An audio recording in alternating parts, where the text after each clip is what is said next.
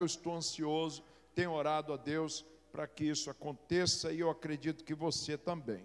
Amém? Abra a tua Bíblia em Ruth. Abra a tua Bíblia em Ruth, no capítulo 2 e o versículo 2.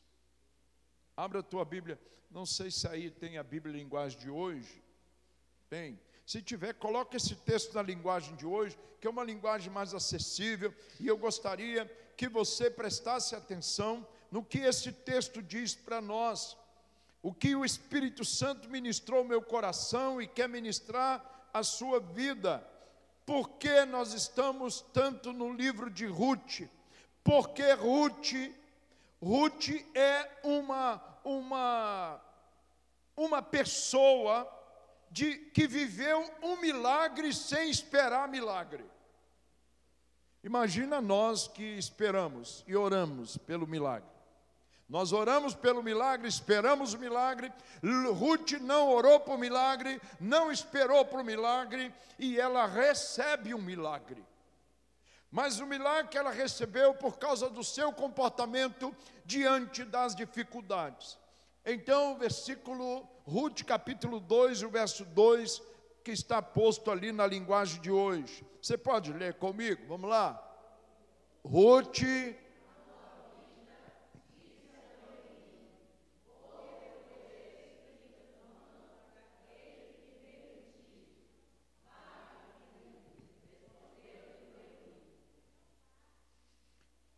O versículo 3.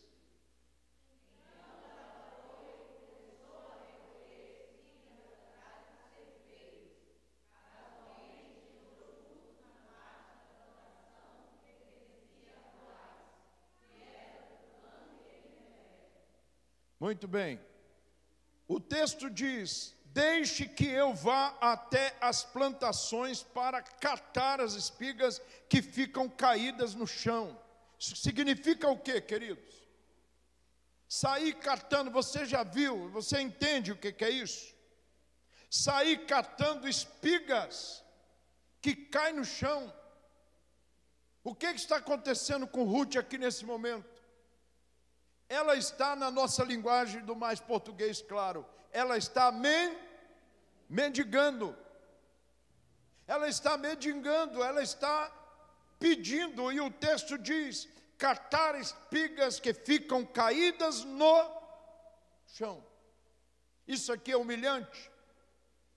É humilhante. Talvez algum trabalhador me deixe ir atrás dele, catando as espigas que vão caindo. O texto está bem claro, e Paulo escreve aos Romanos, capítulo 15, o verso 4. Portanto, tudo que foi escrito no passado, foi escrito para nos ensinar, de forma que, por meio da perseverança e de bom ânimo, proveniente das Escrituras. As Escrituras, na leitura de Paulo nesta época, não tinha o Novo Testamento. As Escrituras era o Velho Testamento, inclusive o livro de Ruth. E Paulo diz, portanto, tudo que foi escrito no passado, foi escrito para nos ensinar. E vamos entender nesta noite o que Ruth tem para nos ensinar. O nome Ruth aparece na Bíblia 13 vezes. 13. E nas 13 vezes, 12 é no livro dela. No livro que alguns dizem que foi escrito por Samuel, profeta Samuel. Então, há muitos concordam que o profeta Samuel escreveu o livro de Ruth. E o texto mostra que 12 vezes Ruth aparece no seu próprio livro. Ruth não aparece em lugar nenhum mais. Por que 13? Porque ela só vai aparecer agora lá em Mateus, no capítulo 1, no versículo 3. Quando ela entra na genealogia de Jesus Cristo. Esta mulher que agora, no versículo que nós lemos, está apanhando espigas, está pegando as migalhas que caem Quando Jesus disse para aquela mulher que não era do povo judeu, que não podia pegar o pão e dar para os cachorrinhos, essa mulher faz a mesma coisa quando ela diz: os cachorrinhos também comem da migalha que cai da sua mesa. E aí Ruth está vivendo isso, porque ela tinha um sentimento por ser estrangeira. O estrangeiro no meio do povo de Israel não era visto com bons olhos. Mas vamos pensar no que aconteceu desde o início. O capítulo 1 fala que houve fome. O capítulo 1 e o versículo 1 diz que houve fome. Houve o que lá em Belém? Fome. Houve o que em Belém? Fome. Fome em Belém. Belém significa casa de pão. Diga comigo, casa de pão. Você vai esquecer, irmãos, isso? Se alguém um dia perguntar a você o que significa que significa Belém, você já vai dizer casa de pão. Mais uma vez, para não esquecer, casa. Então, Belém significa casa de pão. E nesta casa de pão, houve falta de pão. O texto diz que em Belém houve fome e Elimeleque sai com a sua família para aventurar em Moabe. Para aventurar no lugar estranho. Deus mandou Elimeleque sair com a esposa e 2 filhos para Moabe? Não, o texto diz que não. Não há uma ordem de Deus. Mas pastor, olha, de lá veio Ruth. Ruth então casa com Boaz. Ruth se torna a bisavó de Davi, entra na genealogia de Jesus. Então foi providência. Queridos, eu quero agora pensar na prática. Foi providência de Deus ou não? Mas Elimeleque morre lá em Moabe. Noemi enterra o marido, só que eles foram para lá para passar só alguns tempos, até que passasse a fome de Jerusalém, de Judá. Mas o que acontece? Eles ficam lá 10 anos. 10 anos. 10 anos, ela casa os 2 filhos, só que nesse período de 10 anos, o marido morre e 2 filhos também morrem. Crise em Belém, crise na casa de pão, e eu disse aqui já em outra vez, na crise não podemos tomar decisões precipitadas. Não precisa levantar as mãos, mas quantos aqui já tomaram decisões precipitadas no meio da crise? Não precisa levantar a mão. Quantos já mudaram, queridos? E eu acredito que esse tempo de crise não é tempo para mudar.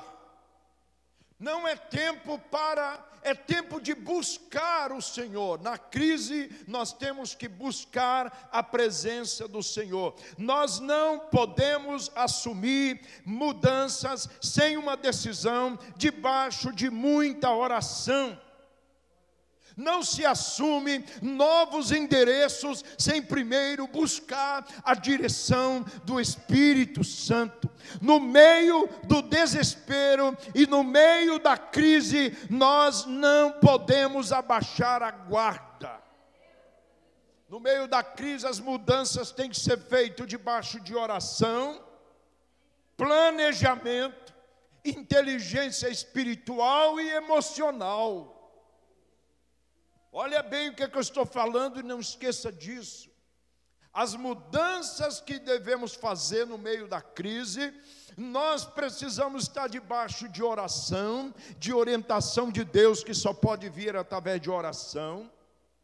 Precisamos ter planejamento, inteligência espiritual e inteligência emocional.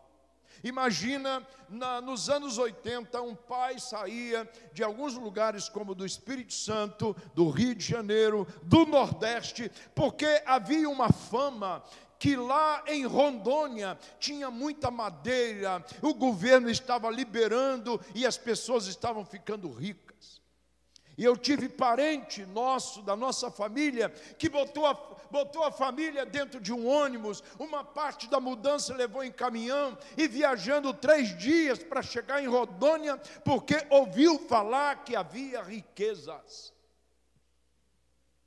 E muitos deles foram, levando a família, o marido e mulher e 4 filhos, e quando retornam, só retorna o marido e a mulher.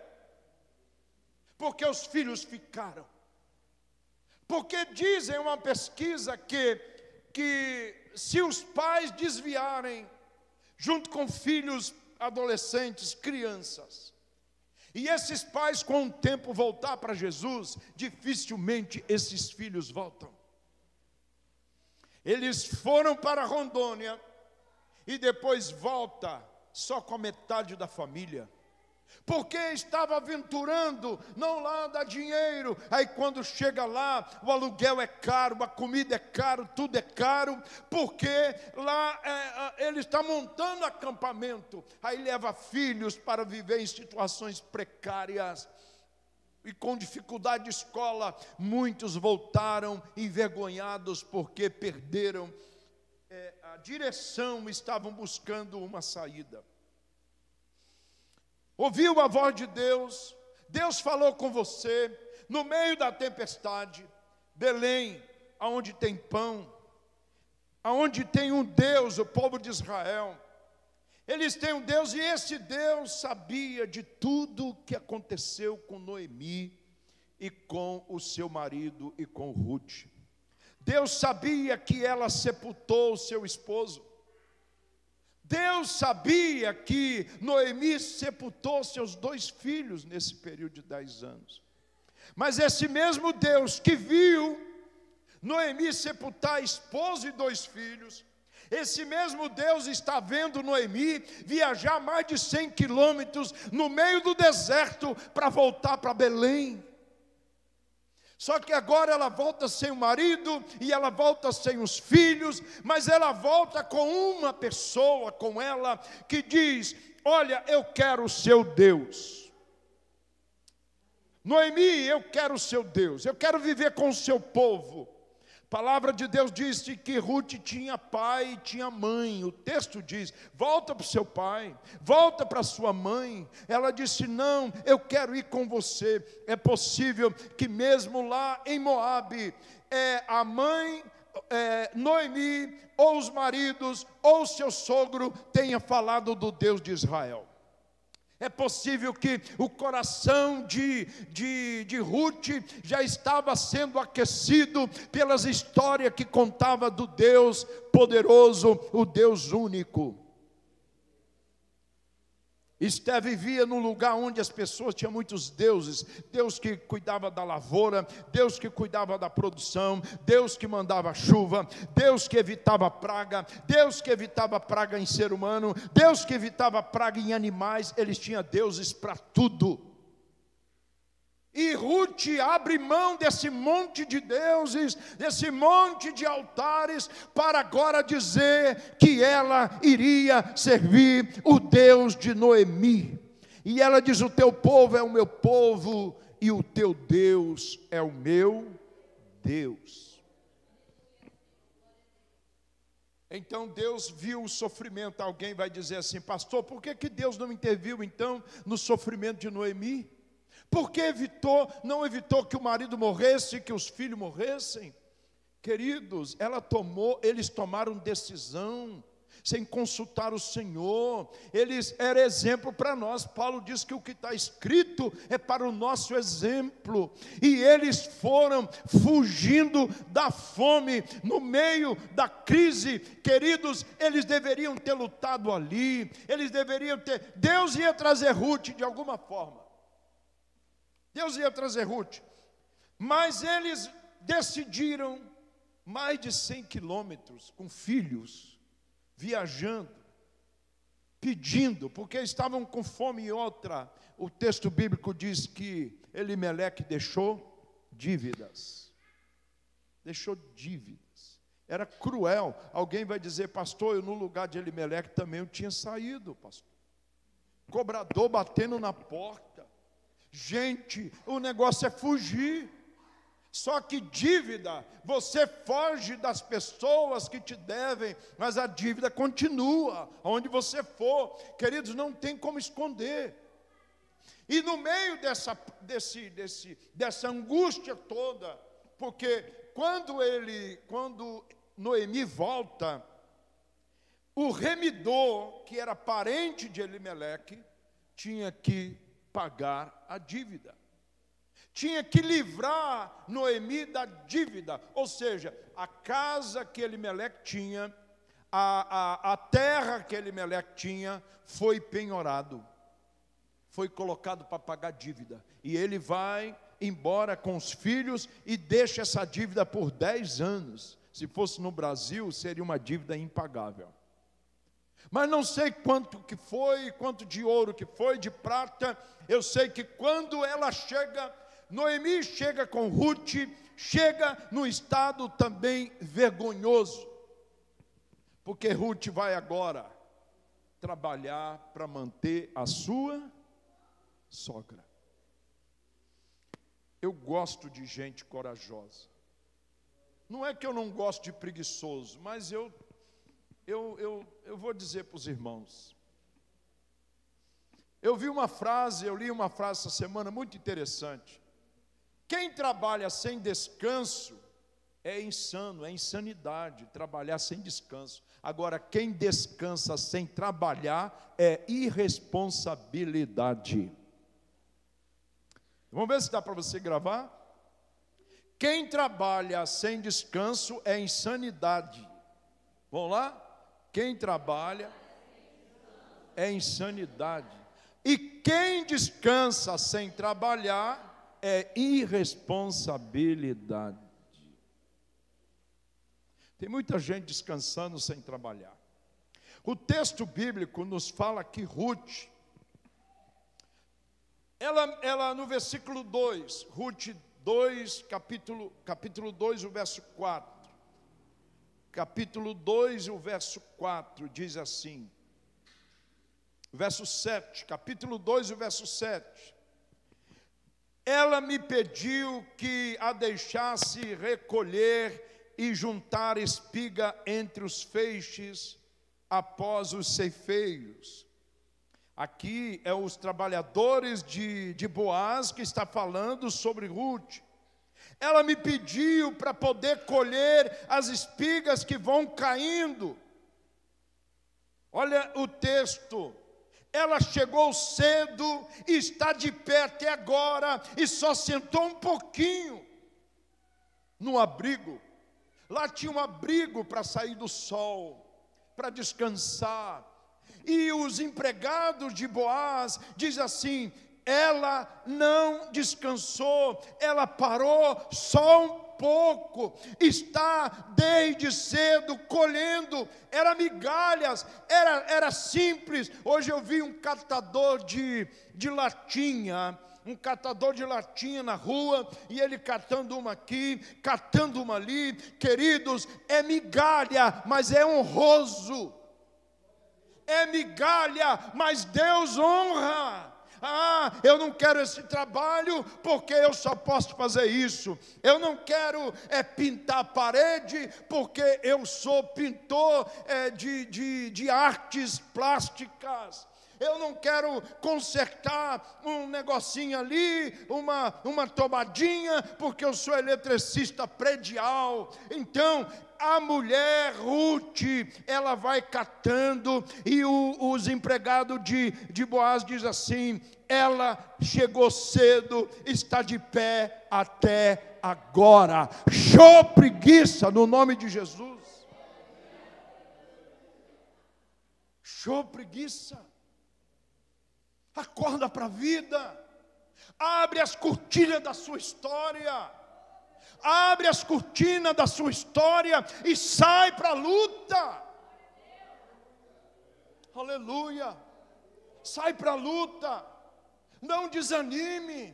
A vida, queridos, não é uma brincadeira, não é um parque de diversão. A vida é batalha, é trabalho, é luta. E Ruth não estava ali para agradar ninguém, a não ser a sua sogra. Meu Deus do céu, logo a sogra. Olha o que diz o versículo 9. Vocês estão aí, queridos? Quem não trouxe Bíblia, fica perto de um crente, tá? Ou Bíblia no smartphone. Quando no passado falava, a Bíblia fechada é um livro, aberta é a boca de Deus. Não, queridos, ela fechada, ela aberta é a palavra de Deus. O smartphone que está lá o texto, você está ouvindo ou está lendo, é a palavra de Deus. E só é boca de Deus e terá efeito como poder de palavra se você guardar no teu coração. Então traga a Bíblia para a igreja, se possível de papel mesmo, Bíblia física, mas se não, traga no seu celular, tem aplicativos de Bíblia para todo gosto. Então vamos seguir no versículo 9 e no versículo do 9 ao 12. Preste atenção agora no que este versículo diz. Os teus olhos estão atentos ao campo que cegarem, e irás após ela. Olha o versículo 8, vamos lá no versículo 8. Então disse Boaz a Ruth: não ouves, minha filha, não vás colher em outro campo, tampouco passe daqui. Porém, aqui te ajuntarás com as minhas moças. Os teus olhos estarão atentos no campo que você vai colher.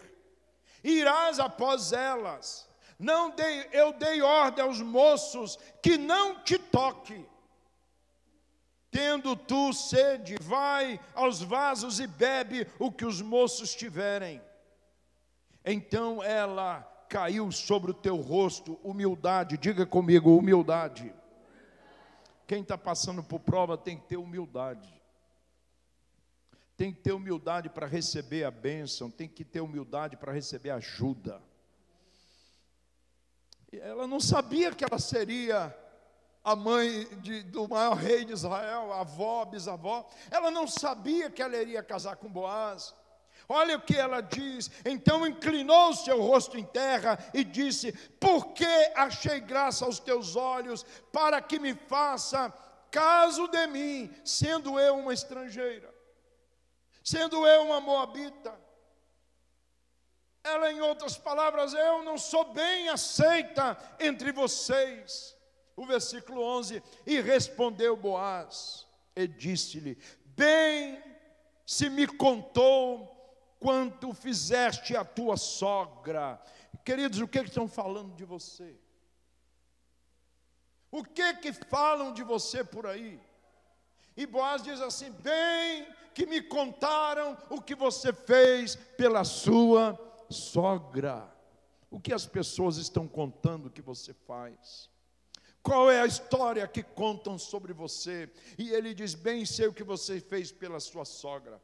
Depois da morte do seu marido, e deixaste o teu pai e a tua mãe. Ela tinha pai e tinha mãe. Você deixaste o teu pai e a tua mãe, e a terra onde nasceu. Olha, queridos, abandonar a família, sair da terra da onde nasce, e ir para um outro lugar sem conhecer nada. Ela foi por amor a Noemi. O amor em família é mais forte que a morte. De novo, o amor em família é mais forte que a morte. E quando ela disse: somente a morte vai me separar de você, ela está dizendo: o meu Deus, o seu Deus é o meu Deus, teu povo é o meu povo, e somente a morte vai me separar de você. Aí eu lembro quando Paulo escreve aos Romanos, capítulo 8, 35, ele diz: o que nos separará do amor de Cristo? Nem a morte, nem o futuro, nem o presente, nem coisa alguma pode nos separar do amor de Cristo. Queridos, em nome de Jesus, vamos tomar a posição de Ruth: nada vai me afastar de ti e do seu Deus, a não ser a morte. Aleluia, aleluia, glória a Deus. Nada vai me separar de ti, a não ser a morte. Aí ele diz: você deixou a casa do seu pai, você deixou a sua terra e vieste para um povo que não conhece. O Senhor vai dar o galardão ao teu feito, e seja cumprido o teu galardão do Senhor Deus de Israel, sobre cujas asas viestes abrigar. Ela fez aliança com Noemi lá no meio da estrada, lá no meio do deserto, lá na seca e na fome e na pobreza. Ela fez uma aliança com a sua sogra, e agora Deus está honrando esta aliança. O coração de Boaz começa a se apegar ao coração de Ruth, e disse ela: ache eu graça aos teus olhos, o versículo 13, Senhor meu, pois me consolaste. Ruth está sendo consolada. Pois me consolastes e falaste ao meu coração, não sendo eu nem ainda como uma de suas criadas. De novo, humildade diante da prova. Humildade diante da prova. Eu não sou nenhuma sua criada, e a tua palavra está me confortando, está me consolando. E sendo já a hora de comer, disse Boaz: chega-te aqui e come do pão e molha o teu bocado no vinho. E ela se assentou ao lado dos segadores, e ele lhe deu do trigo tostado, assado, e comeu e se fartou, e ainda sobrou. O que ela fez com esta sobra? O que ela fez com essa sobra? Ela levou para a sua sogra. Olha que aliança maravilhosa. Ela come, ela tem o favor de Boaz, ela tem a graça de Boaz, ela recebe o conforto das palavras de Boaz, mas quando ela come, ela está se fartando. Como é a mãe quando está num banquete, sabendo que o filho está sem comer? Ela vai ficar pensando: eu tenho que levar um pouquinho para o meu filho. Eu preciso levar, eu não tenho prazer de comer isso, sabendo que o meu filho não está comendo a mesma coisa. E Ruth, ela come, e o texto diz que o que sobrou, porque ela comeu bastante, ainda sobrou, ela levou para a sua sogra. Humildade, diga comigo, humildade. Ela se inclinou, queridos, prostrando o rosto em terra, e agradece. Quando Boaz diz assim: eu estou ouvindo o que diz por aí do que você fez. A pergunta de novo: o que as pessoas estão falando que você faz? Para a sua família, para os solteiros, você quer saber, conhecer uma boa esposa? É como que ela trata a mãe dela. Para as solteiras, quer conhecer um bom marido? Como que ele cuida da sua mãe? Como que ele é para a mãe? Vocês estão rindo? Estão olhando para os jovens? Veja como trata, veja como cuida da casa, veja como é. Não vai para casa para ficar namorando e beijando. Não, vai lá na casa do namorado, fica lá num domingo, no horário de almoço, para ver como que ele é com a mãe, como que ele trata a mãe. Procura saber como que ele fala no telefone com a mãe, porque no futuro vai falar com você a mesma coisa. Você acha que é mentira? Verdade. Vê como ele trata a mãe, vê como ela trata a mãe e o pai, porque do jeito que ela trata o pai, no telefone à distância, depois de 10 anos de casada, é o jeito que ela vai te tratar. E aí, Boaz ministra uma bênção sobre ela. O Senhor lhe retribua o que você tem feito. Aí eu quero ministrar essa bênção de Boaz para a sua vida nesta noite. Eu quero repetir essa bênção. O Senhor retribua o que você tem feito. Ele vai te dar em dobro o que você tem feito pelas pessoas. Amém? E ele ainda diz assim: o Senhor Deus de Israel, cujas asas você veio se refugiar. O Salmo 91, aquele que habita no esconderijo do Altíssimo, à sombra do Onipotente, descansará. Fiquem em pé, irmãos, pessoal do louvor aqui. Glória a Deus, glória a Deus. Aleluia.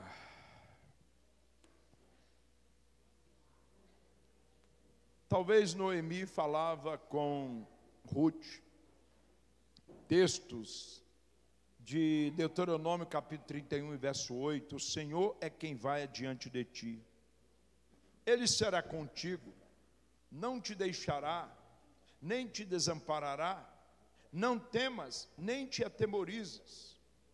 Eu imagino que no caminho de 100 quilômetros ou mais, Noemi estava ministrando o coração de Ruth, com as palavras da Torá, com as palavras da lei, ministrando. E o Salmo 27, o verso 10, ainda que me abandone o meu pai e a minha mãe, o Senhor me acolherá. Oh Deus maravilhoso. O Senhor estava vendo as lágrimas e tristeza de Noemi. O Senhor estava vendo e ele viu, acompanhou tudo.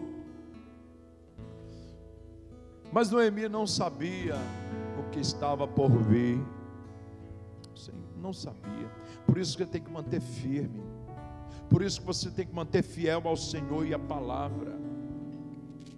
Ela não sabia o que o Senhor estava planejando. Ela não sabia. 1 Coríntios capítulo 1, verso 28, Paulo diz assim: Ele escolheu o que para o mundo é insignificante. Olha, Deus escolheu o que para o mundo é insignificante, desprezado.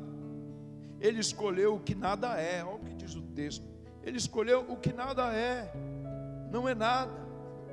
É uma Ruth, uma Noemi viajando 100 quilômetros no sol quente.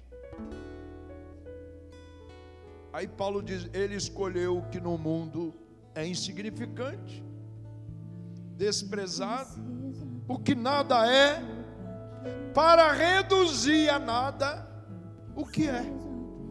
Olha, ele pega o que é insignificante para depois exaltar e reduzir o que acha que é significante. Aleluia. Todos nós, como Noemi, como Ruth, todos os dias somos pressionados a desistir. Sim ou não? Sim ou não? Sim. Todos os dias tem pressão sobre nós, sobre nossa vida, sobre a nossa família, para desanimarmos, para ficarmos perplexos, para ficarmos desamparados, para fugir. Mas olha o que Paulo diz em 2 Coríntios 4 e 8: de todos os lados somos pressionados, mas não desanimados. Ficamos perplexos, mas não desesperados. Somos perseguidos, mas não abandonados. Somos abatidos, mas não destruídos. Satanás não vai vencer sobre a tua vida. Você está numa batalha, mas não será destruído. Ruth e Noemi foram abatidas, mas não foram destruídas. Aí eu termino com Mateus capítulo 1, o verso 5 e 6. Salmão gerou Boaz, o pai de Boaz chamava-se Salmão. Salmão gerou Boaz, cuja mãe era Raabe. Aqui entra uma mulher que a gente nem gostaria que ela tivesse aqui, mas ela está, porque Deus a colocou aqui, porque Ele quis. Na genealogia de Jesus aparece gente que nós não gostaríamos que tivesse na genealogia do nosso Senhor Jesus Cristo, mas ela está.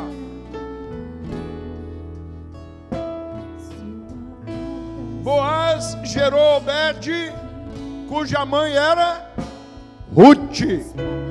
Joás gerou Obed, cuja mãe era Ruth. Repete comigo. Joás gerou Obed, cuja mãe era Ruth. E Obed gerou Jessé. Jessé gerou Davi. Davi gerou Salomão, cuja mãe de Salomão, a mulher que foi de Urias. A genealogia de Jesus é uma genealogia que muitas pessoas não gostariam de contar na sua história.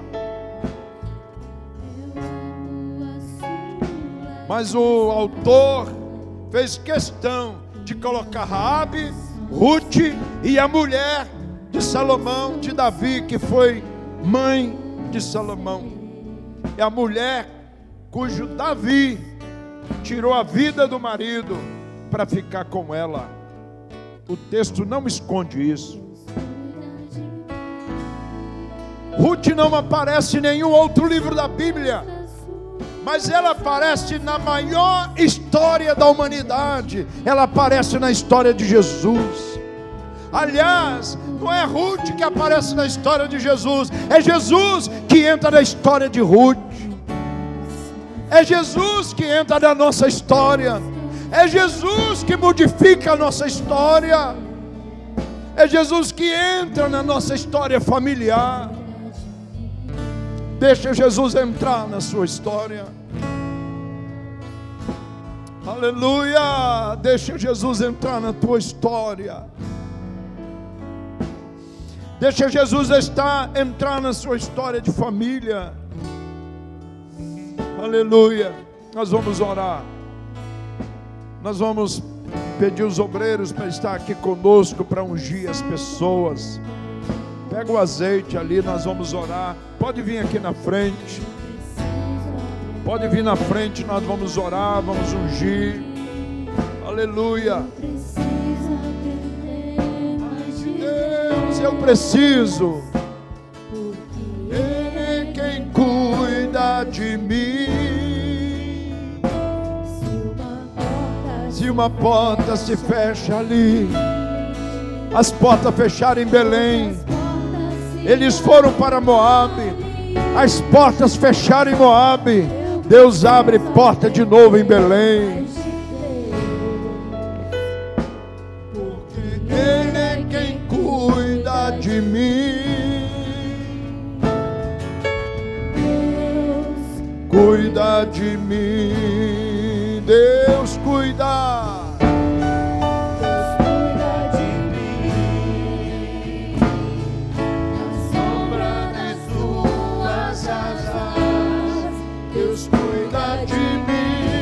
Aleluia. Eu amo a sua casa e não ando sozinho. Glória a Deus. Estou sozinho, pois sei, Deus cuida de mim. Aleluia, aleluia. Deus cuida de mim. Deus cuida de mim.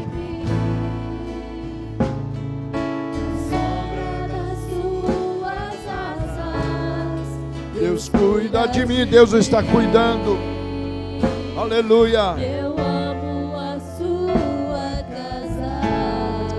Aleluia. E não ando sozinho, não estou sozinho. Você,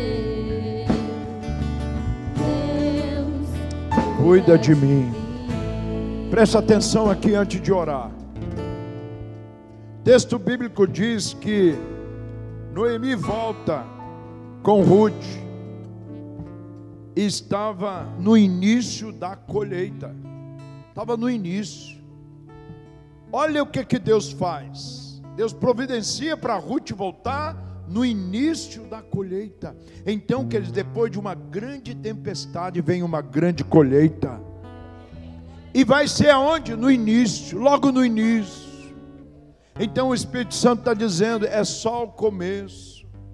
O que Deus quer fazer na sua vida, o que Deus quer colocar na tua vida, é só o começo.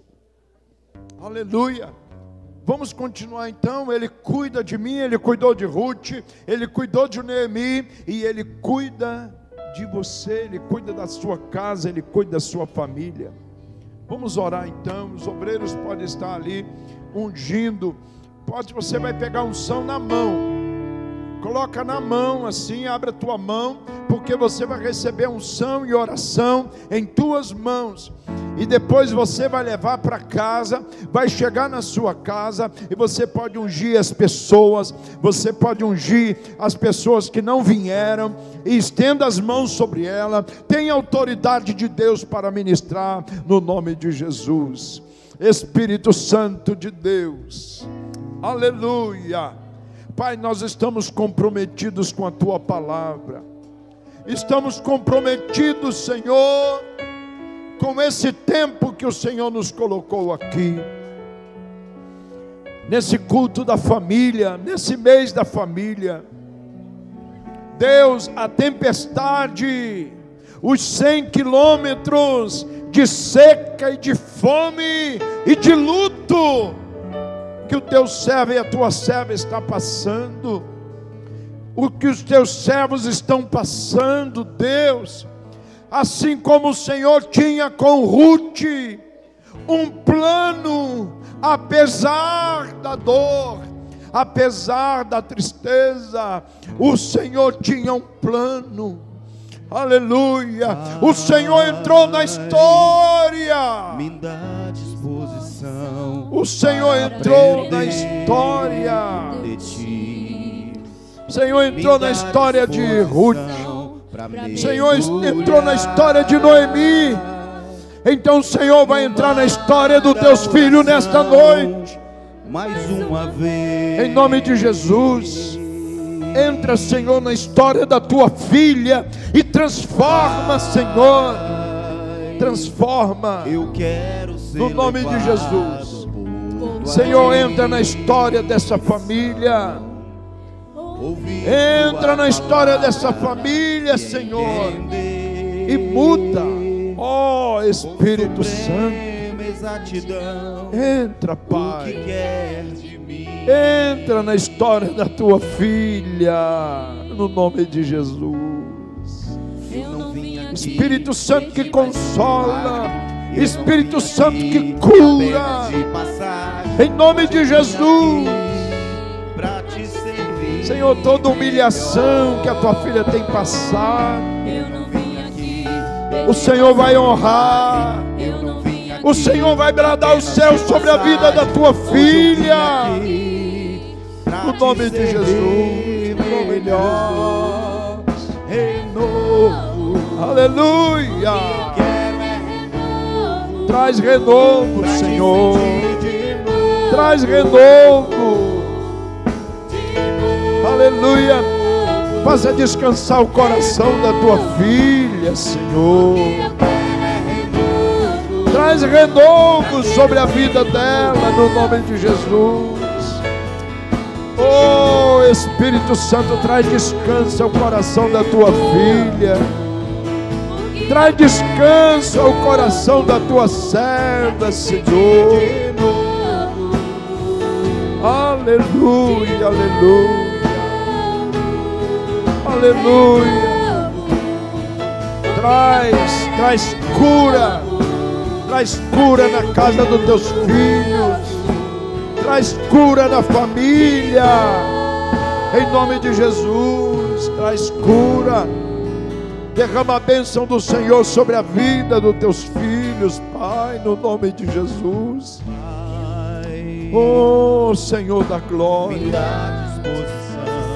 Deus, em nome de Jesus, traz, Senhor, a alegria do Espírito Santo a cada dia sobre a vida da tua serva, no nome de Jesus.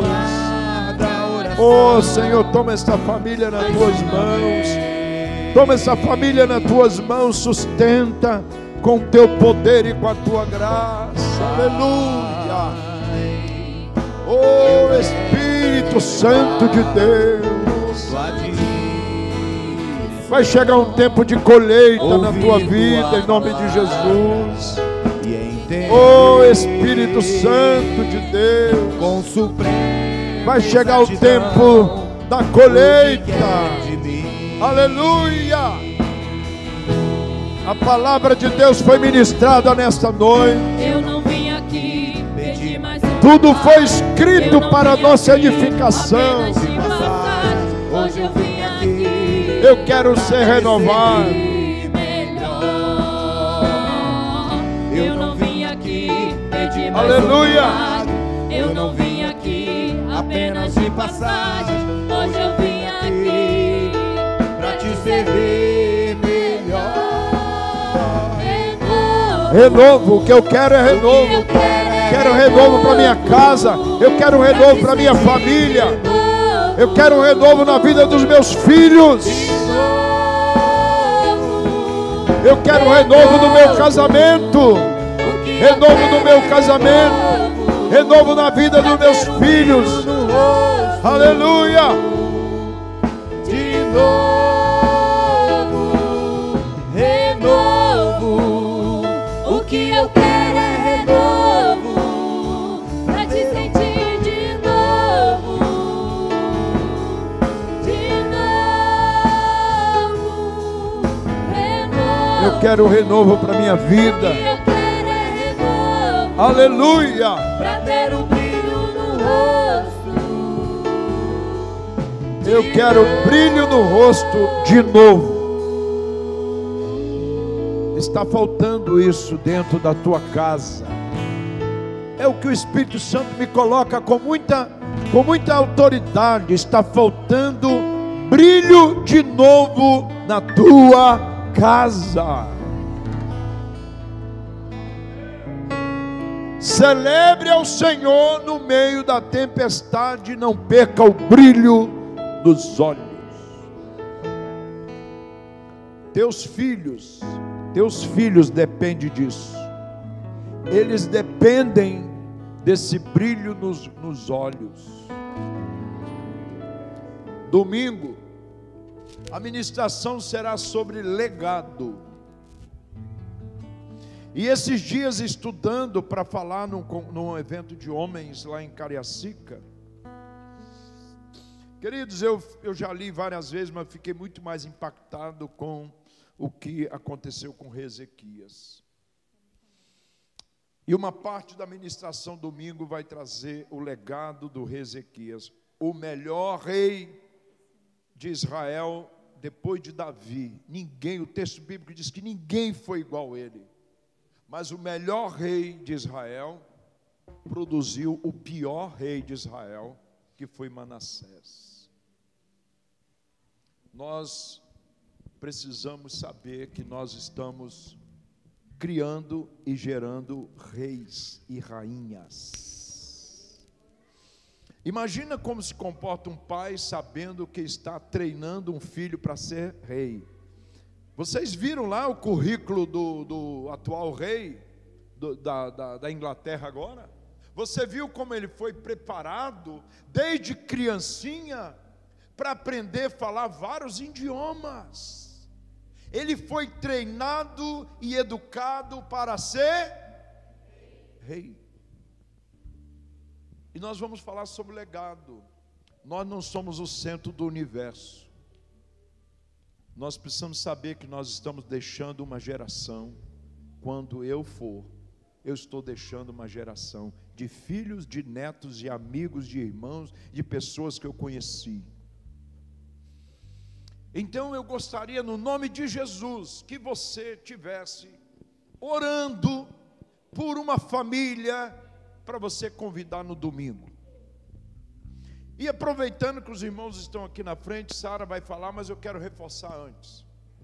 No próxima quinta-feira, dia 25, nós teremos palestra. Aí é uma palestra com quem sabe o que é cuidar de filhos no mundo espiritual. Nós estamos, como crentes, usando as redes sociais para criticar um monte de leis que estão criando. Nós temos toda a liberdade, o nosso país, a nossa lei permite a gente criticar. Mas eu gostaria que, junto com a crítica que você faz, que eu também faço, eu estou espantado com algumas coisas que estão acontecendo no país. Eu estou espantado com algumas diretrizes de educação que está sendo preparado para os nossos filhos. Só que o meu espanto não fica lá nas redes sociais, o meu espanto vai para o joelho. Orando pelo meu filho, orando pelo casamento do meu filho e orando pelo meu neto.